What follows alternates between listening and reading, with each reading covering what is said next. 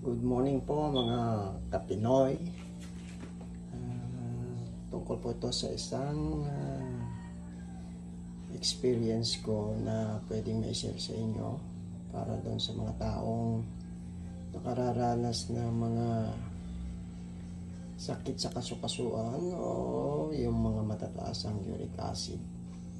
Matagal ko na po itong gustong ibahagi sa mga ibang tao at marami na rin akong tulungan na pagaling nila yung kanilang mga at napababa nila yung kanilang uric acid. Ito po ang finished product ng ginagawa ko na herbal lang na makikita ninyo sa mga kusina ninyo. Ang ingredients na ito ay isang sangkap lang. Ang unang sangkap na nakikita nyo sa kusina ninyo ay itong laurel. So, ganito pa ang gawa nyo. Kumuha po kayo ng 3 dahon ng laurel at 1 litrong tubig. So, itong tubig ay kunin nyo po ito sa salang nyo sa inyong kaserola at pakuluan. Kung gusto po ninyo na hugasan, pwede rin po hugasan ninyo yung laurel para sure kayo na malinis. Kaya hugasan natin. Yan. At ilagay po ninyo itong 3 dahon ng laurel sa 1 litrong tubig.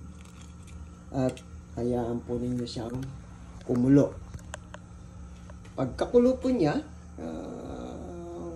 ninyo, mga nag-start na siyang kumulo, bali hayaan lang po ninyo mga another 5 to 10 minutes para talagang makuha niya yung katas ng laurel sa tubig, malo.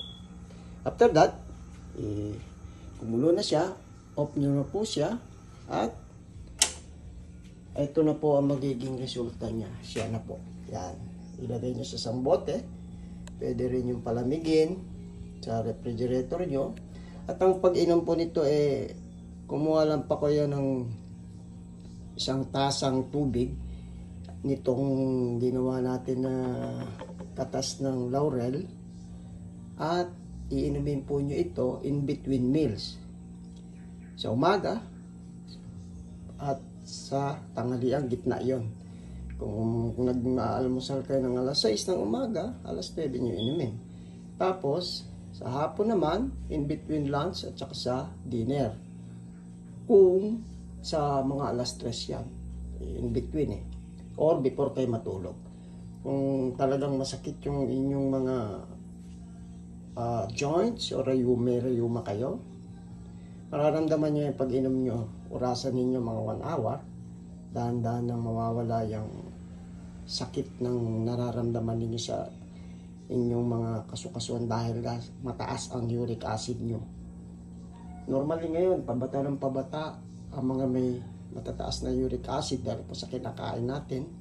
Kaya isa ito sa mga mabisang gamot at organic pa. Nandyan lang sa kusina ninyo na inahalo ninyo sa inyong mga luto tulad ng adobo. Marami na po akong pa-experience nito na napagaling ko.